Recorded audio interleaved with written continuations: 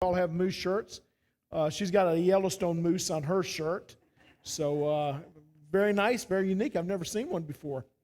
So we'll have to show her a little picture book before we go. But next year, whatever project we decide to do, everyone here has a talent that can be used. Sheetrocking, cleaning, holding a ladder, sharing the gospel. All of this is part of missions. Donovan went and put a house together to minister to a family last year. You know, many of the ways we minister is just reaching needs. Same thing here. I guarantee no one goes to the mission who's in need, who doesn't get ministered to. And Tina knows far well that a lot of people go there to get ministered to, and they love on their children, and then they love on them, and families come to Christ. There's nothing better to see someone who society thought was lost come to Christ, get their life right, and move out and live in a house and raise a family. Isn't that much better than people being on welfare?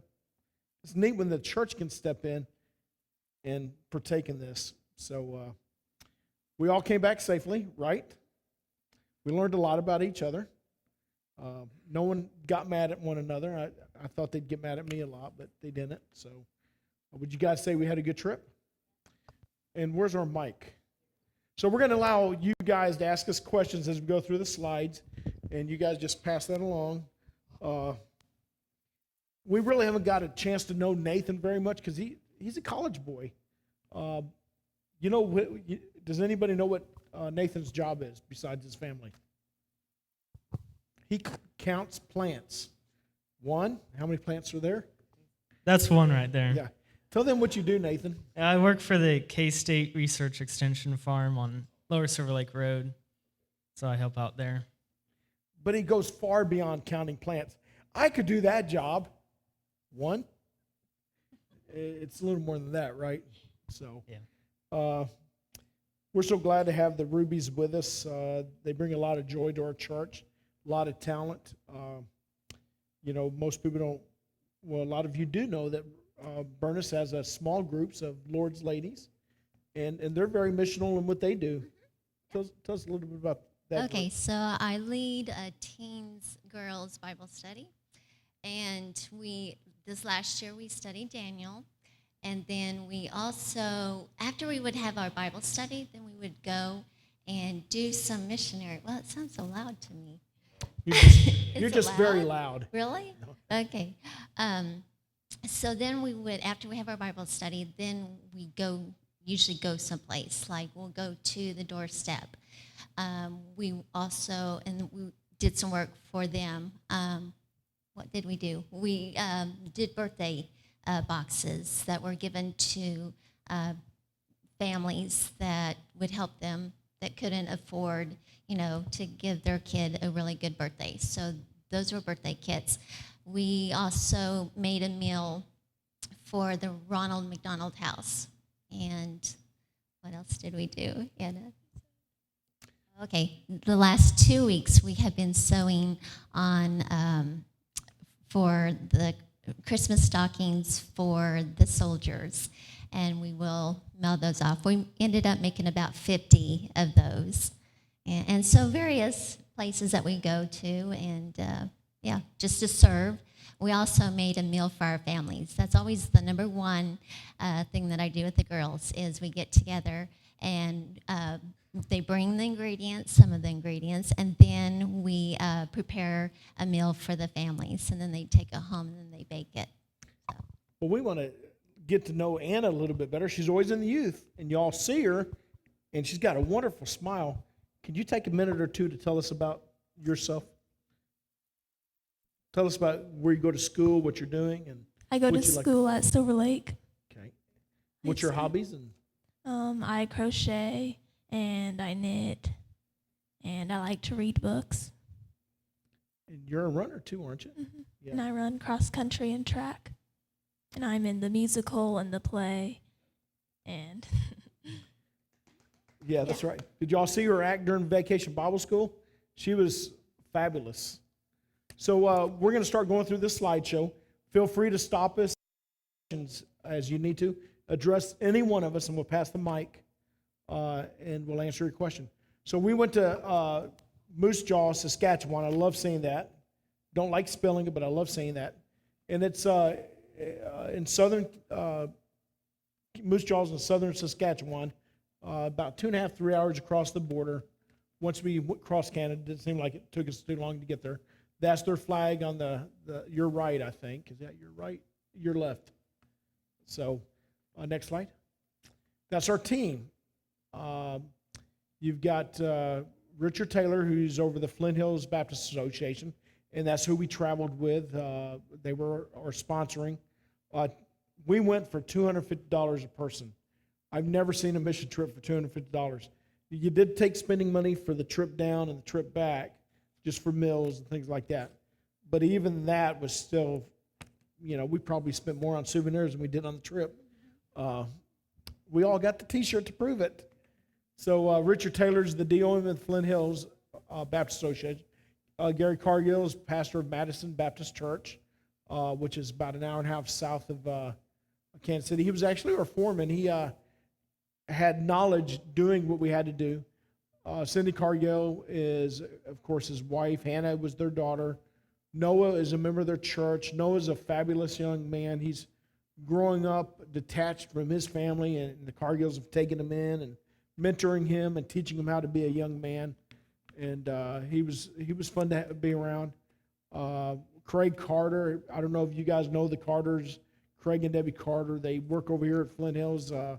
Craig was a principal in the area for Pleasant Hill. And talking about serving, they do a lot of work with harvesters, and we're going to try to do some work with them. The big food kitchen's right across the bridge, and we may actually be able to take a day a month to help them out. And you talk about doing something very missional that you only have to drive a couple minutes to, will be great. Of course, I mentioned Debbie. You know him, Bernice, Anna, and Nathan. Good. Next. So this was our day one trip. It was almost 600 miles. I think the travel time, because, just stopping for fuel and restrooms and things like that, some people can't go 30 minutes without stopping. We stayed the night in Fargo, North Dakota, and I think they call it Fargo because that's how far you go. So I don't know if that's true or not. The next day was another 10 hours to get there, and the scenery was pretty much like it is in Kansas. The Midwest, I thought it looked pretty much the same. It was still a beautiful drive, and I love the wide open plains. Anybody know what that yellow stuff is? Canola. That's right. Really fascinating about the farmers up there. They get a lot of bees and rent bees out, and they use the natural process to pollinate their fields. Every field you've seen a stack of beehives that the farmers would bring in and have nature do its work.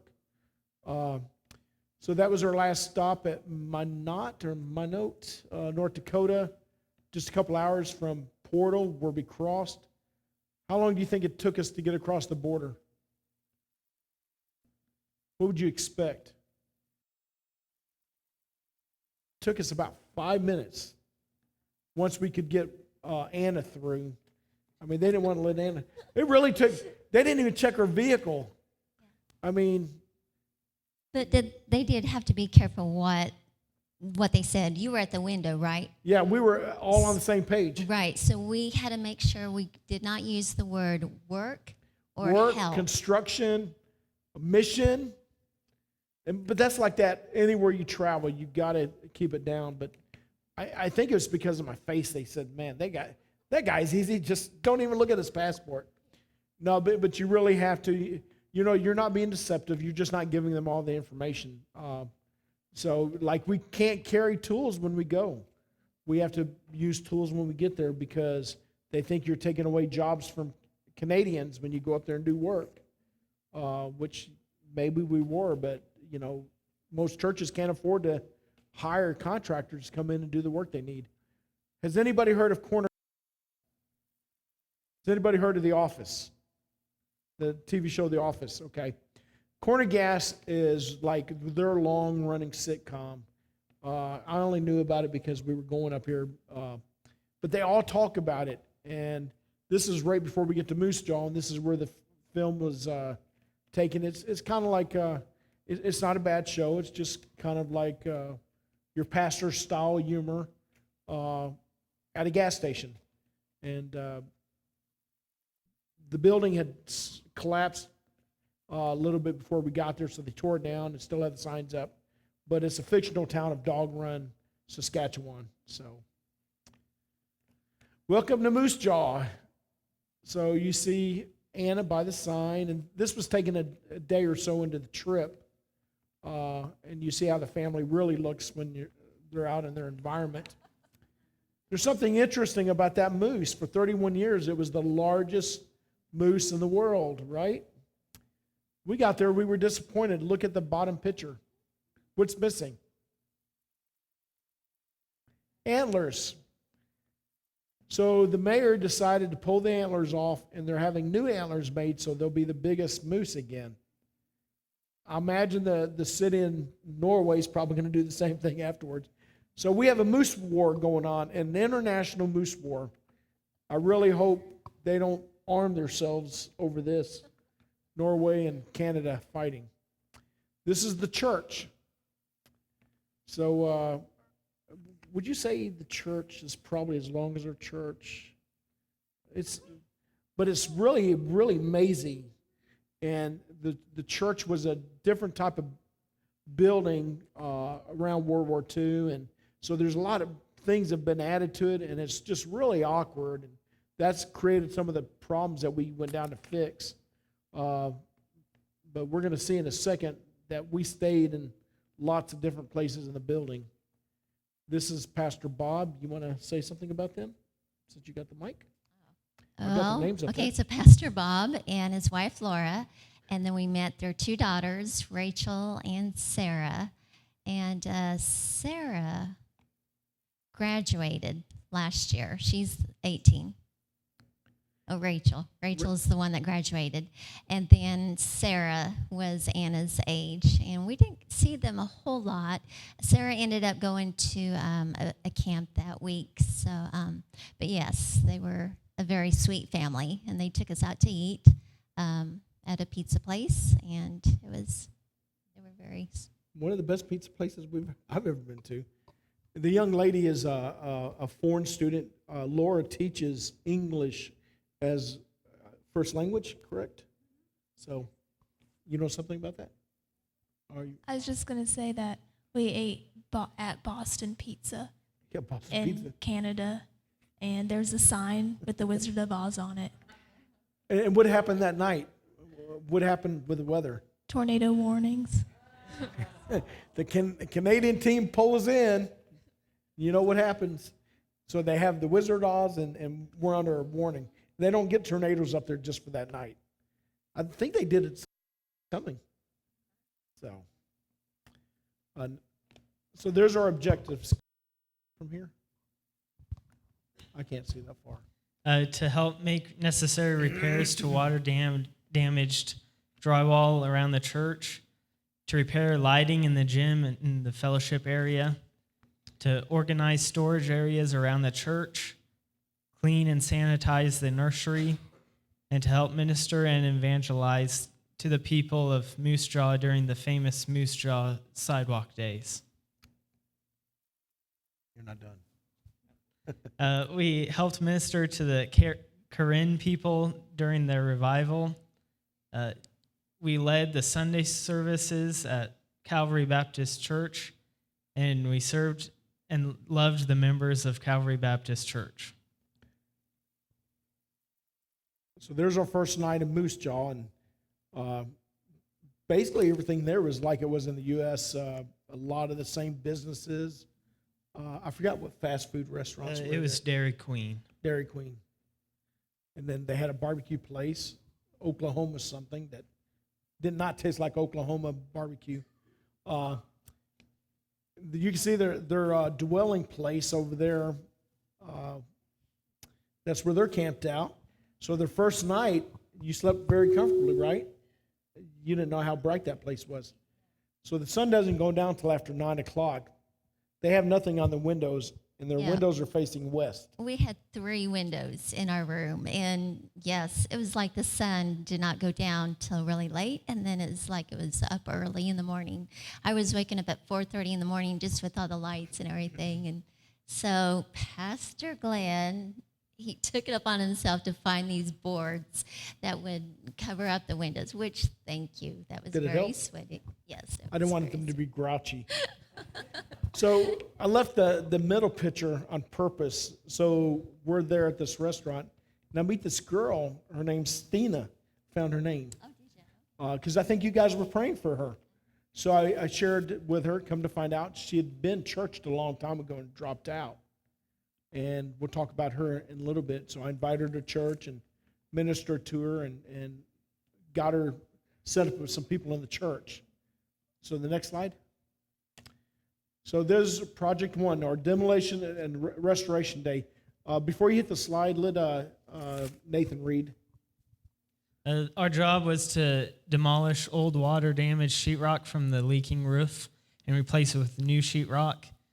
And follow up was to make the rooms clean and ready for use. Okay. There was like an office area upstairs in the nursery.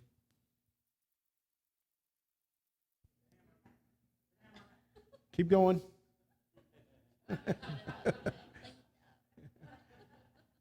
So that picture actually in the middle was done several days later.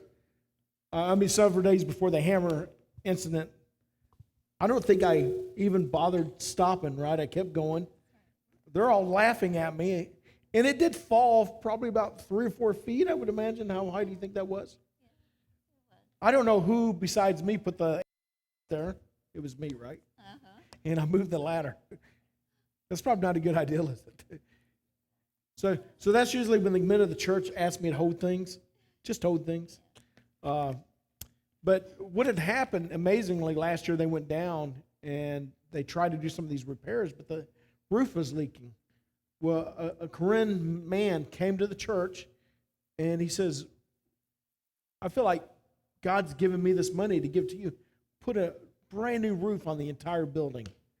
And so we were able to come and do this repair. God's doing a work down there. So I'm going to let him a little bit about these projects, what we're doing, and these are just various pictures of what's going on. Yeah, so we were just cutting and putting up drywall to replace some of the damaged stuff. And we were measuring it out and cutting it in some of those pictures. What's going on in the second picture, would you tell me? I'm measuring a sheetrock. Well, they were talking about possibly throwing me out the window, so they were looking at that. But there's a that's trailer how down they- there with garbage that would have broke your fall. So. Yeah, so they threw out the old sheetrock through that window. There's a dumpster down there. So they thought if we threw him out, it would break his fall. So there's some of the work. Yeah, we had to put it up on the ceiling. And there's the middle picture is Mom. They're vacuuming, and once we get it dirty, she has to vacuum it again and again. I'm holding it up, one hand. Okay, read this, and then.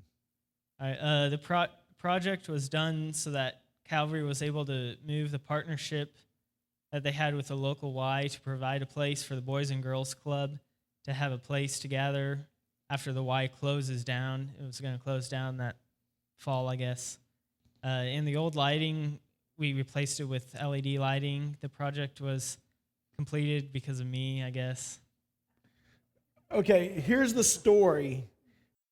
This wasn't even a planned project. This project, he finds out about, I think, that day. And then when we have you seen the pictures of us gathering around the table?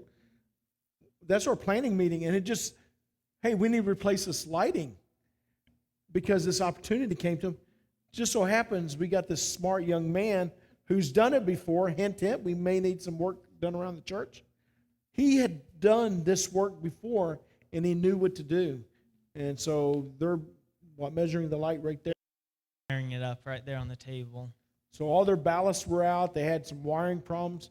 Just so happens our young man Nathan knew what to do. None of the older guys knew what to do. He did. So guess who got to climb the scaffolding? Yeah, that scaffolding wasn't held together very well. And I do not like heights at all. So, yeah, he does not like heights, but you can see Noah's up there making sure it's steady, and I'm down there waiting to catch him. At least see where he falls at, see if he's okay. So, but that took a lot of courage to do that. And the scaffolding, if you notice, it's probably not OSHA. We just kind of pieced it together, and the top parts doesn't have that, but it worked just fine. We were able to find the pieces we needed. So I think Nathan deserves a round of applause. You see how she was talking about God equips us to do different work? Who would have thought we were going to do that? That wasn't nowhere in the paperwork, was it? I mean, you wouldn't have signed up if you knew it. But God had already equipped Nathan to do this, and it was able to be done. And they had just got word that those kids had no place to be ministered to because the Y was closing down, and the Y had been bringing in girls club, and now this church will be able to minister to kids who need to hear the gospel. So, Anna or Bernice, you want to talk about that? We were cleaning the toys from the nursery because they were doing all the work with the sheetrock and the toys were dirty. And the second one was where we were cleaning out some closets, and they had this one closet that was full of old paints that they had used during the years for that church. And we were testing them, opening up each one, testing them just to see if they were still good, if they were lumpy. So, yeah, that's Debbie. She's stirring it to see, if it's still good or not. So do you want to tell them the made-up story or the true story about the third picture? Tell them the made-up story first. Well, they look like they're really working hard over there cleaning up, but the real story. I didn't even know the real story till today.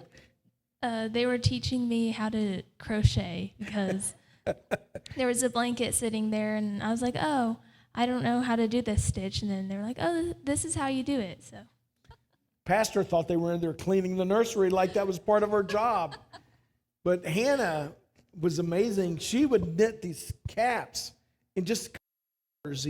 Yeah, so Hannah is the daughter of Gary and Cindy, and she has autism, Asperger's.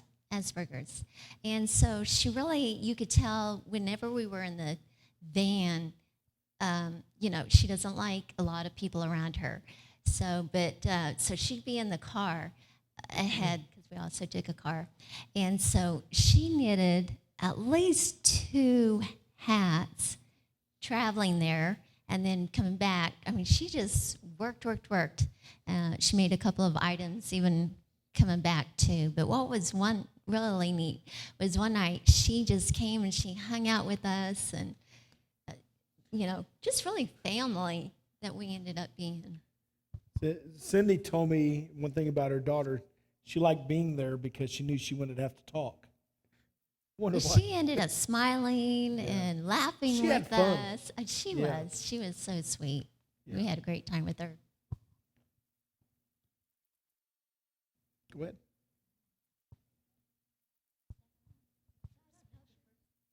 That's Beverly bringing that sign to us. She's one of the church members.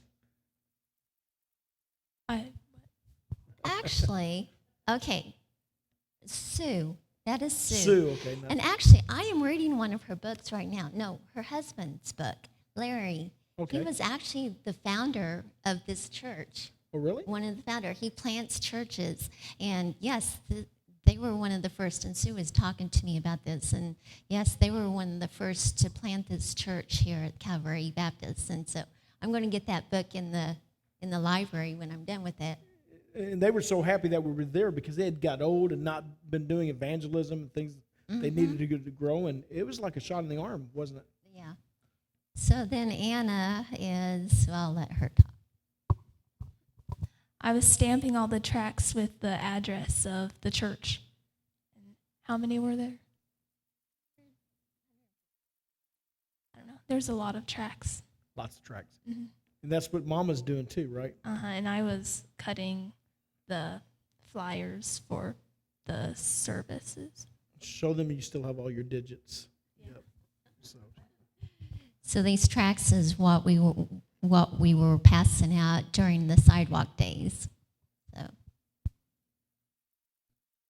and this is getting ready for sidewalk days, and Pastor Pastor Glenn and Gary, Pastor Gary, he's also a pastor. They were carrying this cross. They made the cross, and then they were carrying it through town, which just really looked cool. So that was neat. And then the middle picture is Hannah, and her artistic ability was just remarkable. Again, just how God provided us with the skills to be on this missions trip. It was just awesome. And then the third picture, I just thought that was so cool. It was just one of the pedestrian signs, and a person with a moose. At first, I couldn't figure out what exactly that picture was with the moose, but yeah, I just thought it was funny. So you can walk your moose there, I guess. So this is more evangelism, I think. So yeah, Just this you and is our Anna. booth, our sidewalk days. Actually, I have a couple of funny stories with this one. So, okay, so we had this sign of, we'll give you a bottle of water if you answer a question. So we were presenting a question to the people that would come to our booth. And at first, the questions, we had a list of questions, biblical, if you knew your Bible, you would get the question. But we were finding that so many people did not know their Bibles at all. So then I figured, well, a lot of people would maybe know, well, I guess I'm thinking of a certain denomination. Maybe they wouldn't know their Bible, but they would know who Jesus' mom was. So I would present that question, who is Jesus' mother? Well, sometimes you'd still get that blank look on their face. So then you made it a multiple choice. And I think you made it multiple choice. I think he did. Like, one of Was it them. you? I would say, was it Elizabeth, Mary, or I don't know. Yeah. But to me, those were still biblical names. And I'm thinking, okay, that is still too hard for those people. So then I would say, okay, so was it Katie, Mary, or Betty? And then usually they would get it then because, they weren't the more obvious answer would be Mary. So, but it was just very sad, just eye-opening, the lost of the world and how Bible illiterate people were. But there was one kid who came up down the road in another booth was the Gideons, and they were handing out Bibles. And so one of my questions I would just present, I'd say, just name me a character out of the Bible, just anyone, just name a name. And so this one kid said, well, can I look at my Bible? I'm like, sure, look at your Bible. Find 3 characters out of the Bible. And he comes up and he goes, Peter, Denise, Jesus. And I'm like, well, Peter, Jesus, yes, but Denise? And he goes, yeah, Peter, Denise, Jesus. So I'm like, well, can I see what you're looking at? And it was Peter denies Jesus. That's sad. That was more normal than not normal. Mm-hmm. Yeah. So one of the issues we had is the church never thought about getting Bibles. So you guys actually helped with that because I went ahead and went down the Gideons, and of course, they work on donations too, and gathered a bunch of Bibles for us to give away. And then when we started handing out Bibles, people wanted Bibles. And I think you were using that a lot. I think all of us were using a Bible ministry, and it really actually got the booth busy, got people more engaged, and it was just amazing that people didn't even own a New Testament. And I think we gave a lot of full Bibles out. So we thank you for giving. This church gave $350 to the Gideons of Canada. That's great. So, and you know, that's my number one objective, is make sure people have a copy of God's Word, because it's the gospel that makes preaching better. So, me and Hannah at the booth, and is that you and Cindy at the last one? You I'm can see not better back behind sure. here. That's Lori. Oh, Lori, I think. So the first time that Anna and we were to do the booth, I challenged her. I said, okay, no, we can't just sit behind the table. Pastor Glenn, he's wanting us to get out. He wants us to engage the people. So I said, okay, every half hour, we'll trade places, because somebody was behind the table, but I didn't want us just to sit there. I said, no, we have to get up. We got to get out of our comfort zone. We have to engage these people.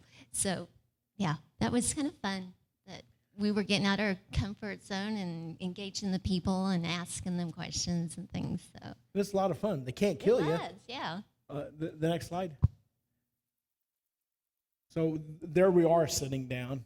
You'll see a common denominator of sitting down, but the guy with the backpack, we had seen that a lot. A lot of people just hiking through, just wanderers, and just going really no place. And you see Anna out there. But it was neat that their church members would come and watch us, because no one in the church knew how to do it. And they'd come back and say, we were watching you guys, and they never engaged people. So you wonder why the church was slowly shrinking. Yes, and I think that was the case with Laura. Laura is the pastor's wife there. And you could tell she was just wanting to sit behind the table too.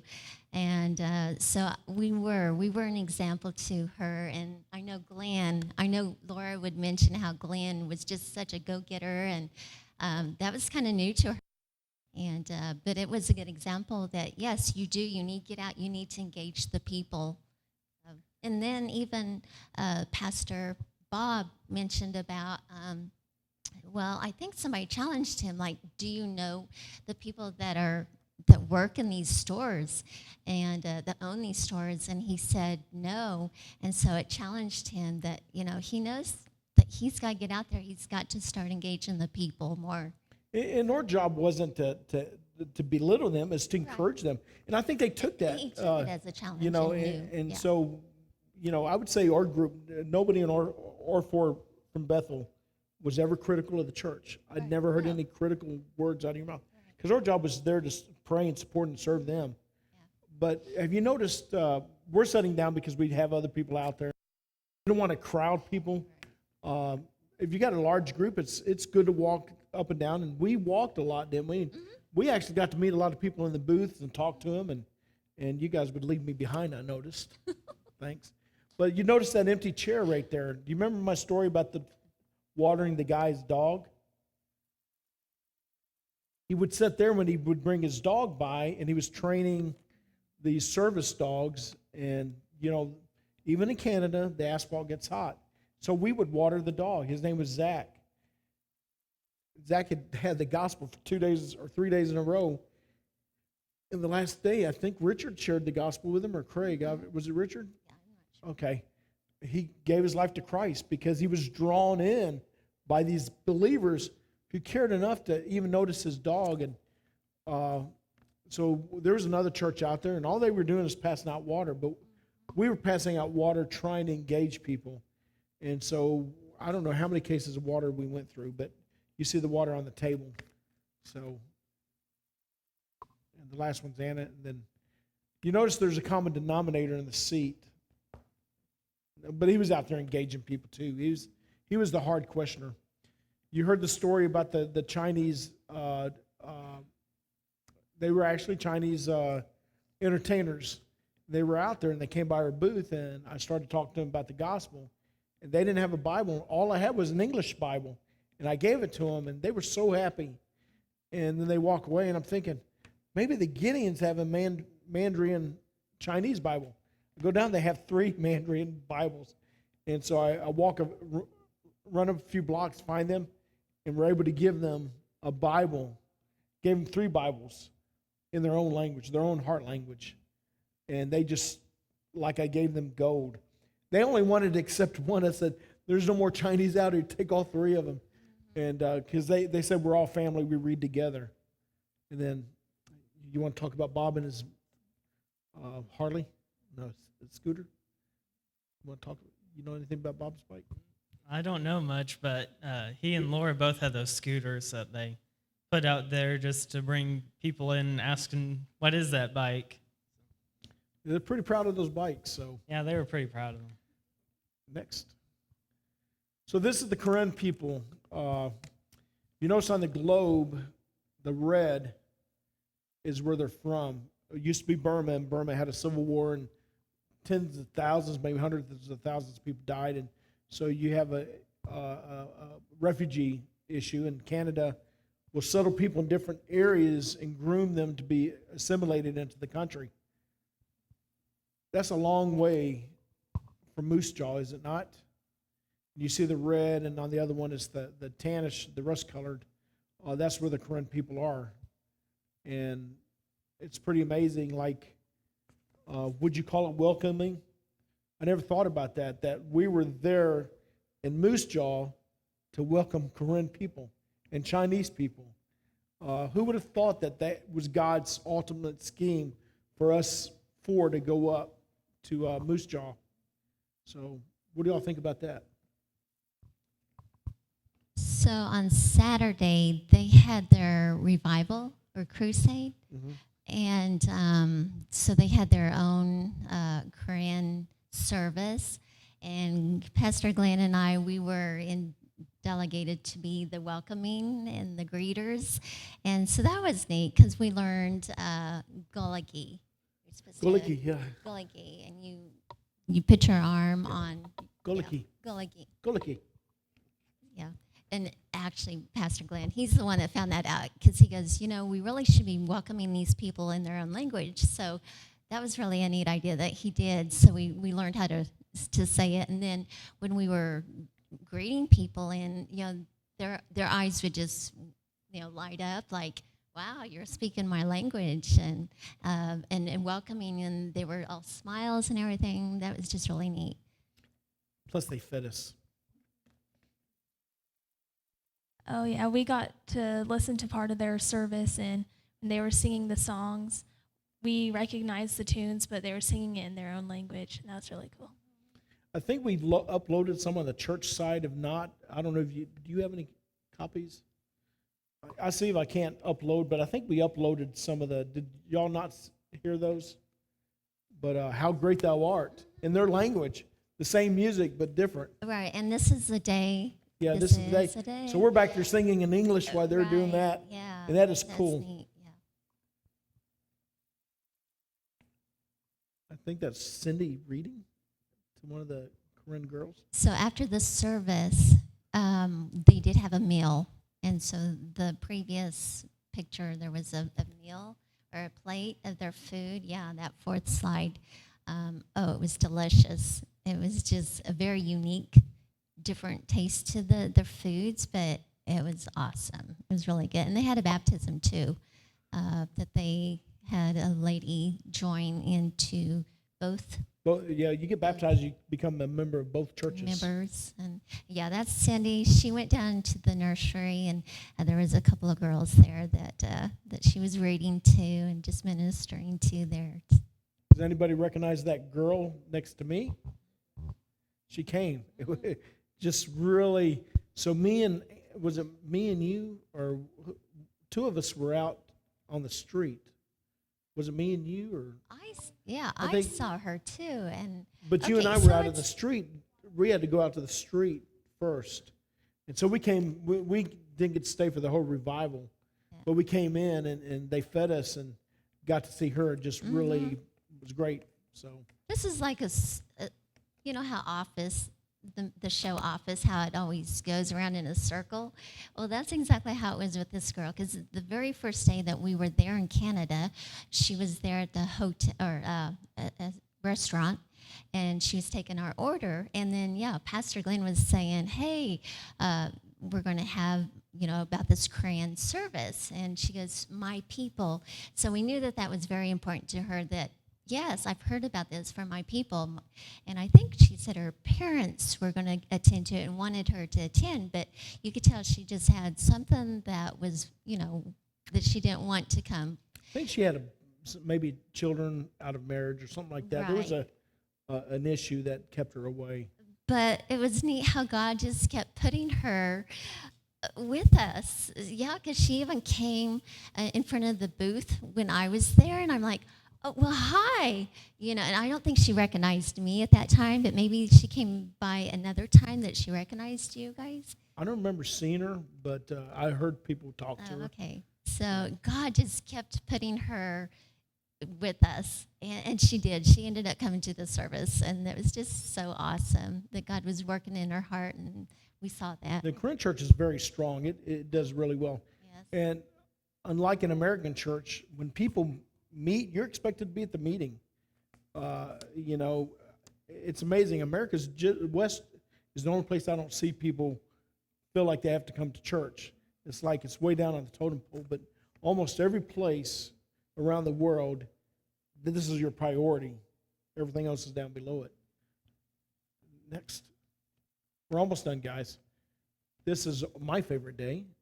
It was all my favorite day, so you can talk about this. So for You're the sneaky. service, we were put on the bulletin that we were going to do a special, and we did. We sang "I'll Fly Away" as a group, and we sounded very good. I did not plan to be there, and she's sneaky. He's good. He really can sing. I messed him up. And then Debbie sang a solo, and then Anna, she gave a testimony, and actually she's going to say a little bit what she's going to say. And then Glenn also presented something, and Richard actually, he did the sermon. So Anna will do a little what she did up there. It didn't take too long.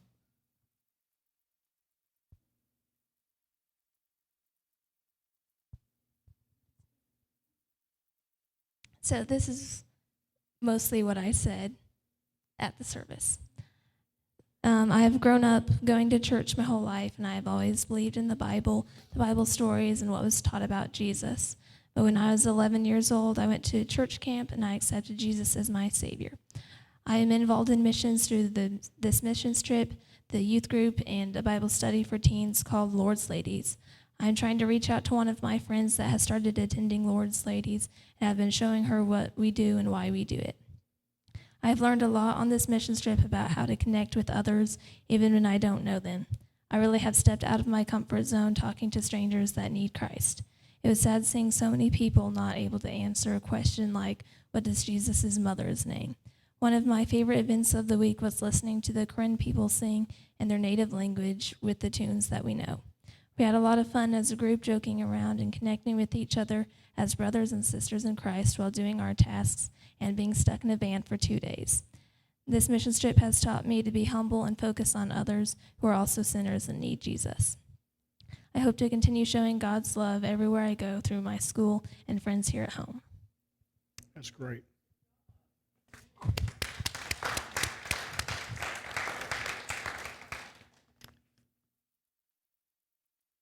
So there's me in my future. There's our basketball star. And then I don't know what you're doing besides smiling. But part of mission trip is having fun. Living life with people. It's just not going do them projects, but part of the projects is engaging with people, letting them see that you might be a different culture, but you like the same things. One of the great things about doing mission trips is engaging people where they're at. I mean, that's discipleship. We're not there just to preach at them. We're there to love them and live with them and let them know that we're human too. Unfortunately, a lot of times we go to places and we put ourselves on a pedestal. Missions like that never work, does it, Donovan?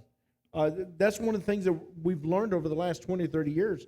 You can't Americanize missions. You gospelize it. That's the only way it works. We're not over there trying to make people Americans. We're trying to make them followers of Christ. and engaging with them and having fun and even, I don't think all of us, we knew each other, but we didn't have this type of relationship until this trip.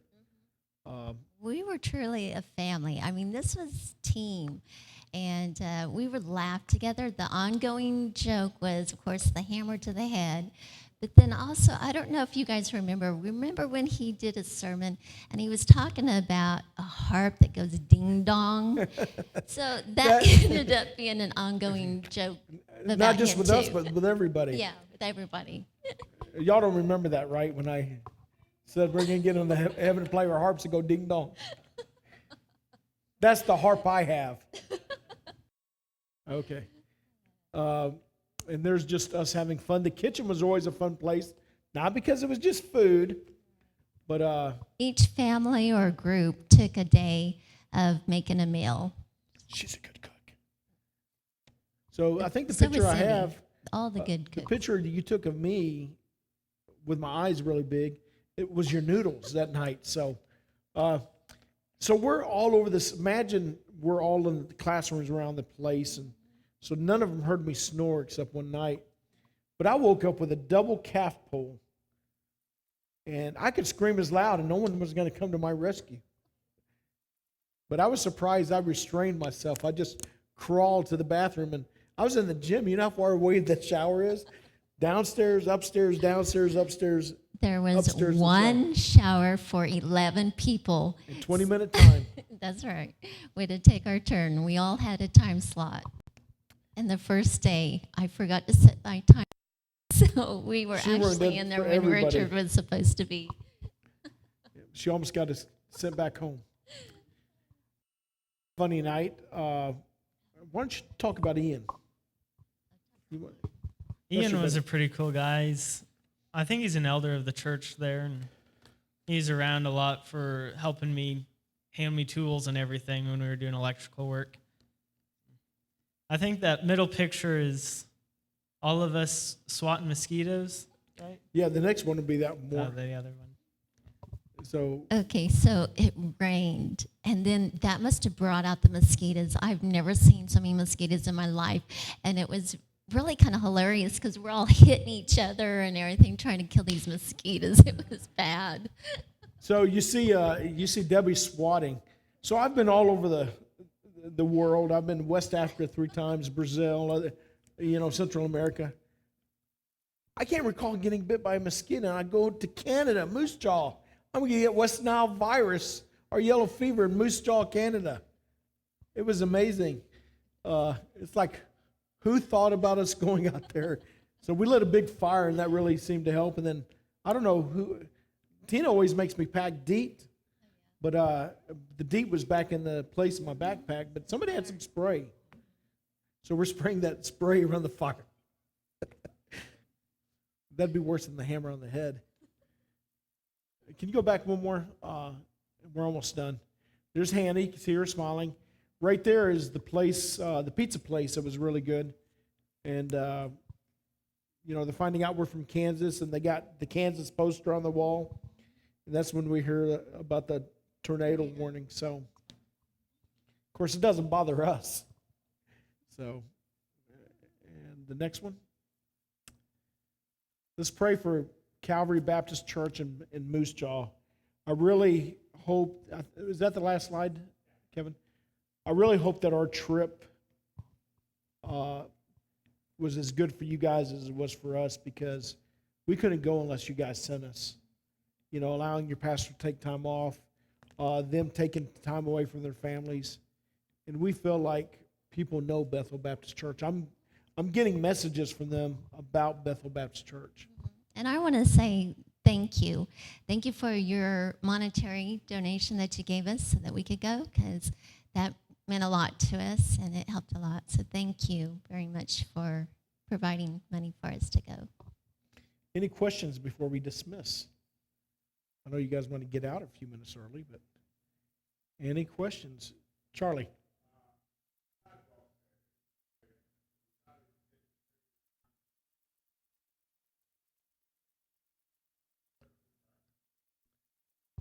That was Friday. No, Thursday, Friday and Saturday. Saturday. It's like one of the biggest events in Saskatchewan. They had the Canadian version of the Blue Angels were there. I forgot what they're called, snowbirds. And so they were there. It was a big event. People had come from 5 or 6 hours away to participate. And that was the first air show in, 11 years, they said? So it was a real big event, Charlie. There was people from all over the place. And we encountered a lot of drifters and had some really interesting prayer requests. I mean, some young man came to ask us to pray for him because his brother had come up missing for a couple weeks, and people getting bad medical reports. And one of the ways I like to evangelize with people is just, hey, can I pray with you? Is there anything I could pray about? And you either get said no. Most of you know I was at the Capitol a few weeks ago. I asked, I was told no. Go to the meditation room if you want to pray. But I don't mind getting said no, because a lot of people, we've been at restaurants and we pray for our waitresses and things like that. And most people appreciate somebody praying for them because it doesn't happen. And often it opens up evangelism. So, Anna, what was your most interesting thing on the street? I don't know. There was one guy that was asking me questions with the track. I think he was just making sure that what we were saying was true. Oh, good. How about you, Bernice, besides the little boy?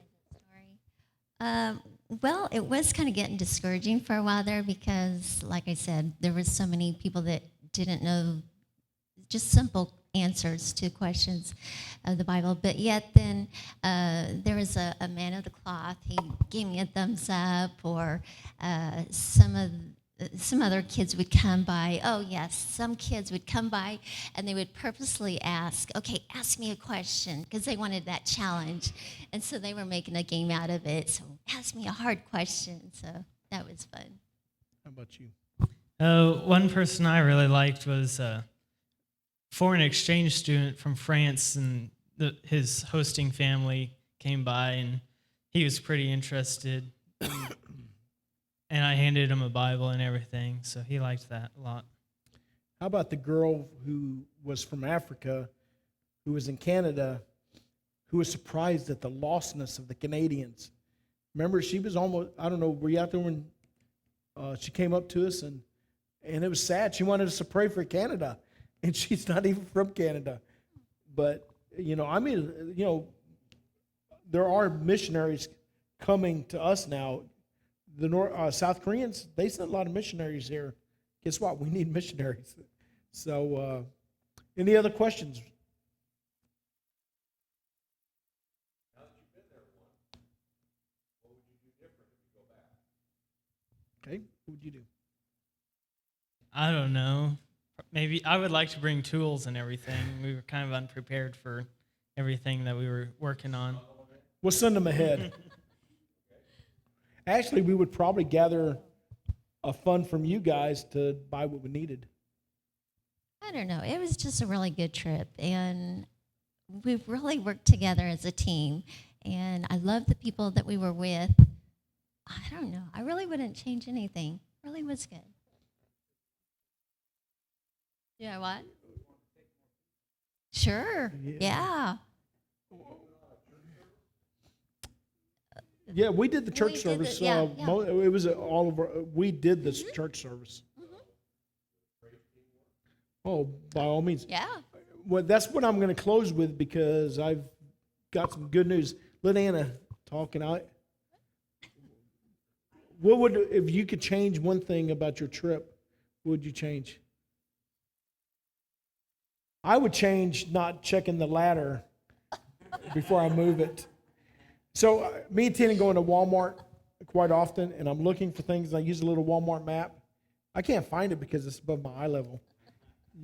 You guys haven't noticed, but I got a height disability. Yes, ma'am.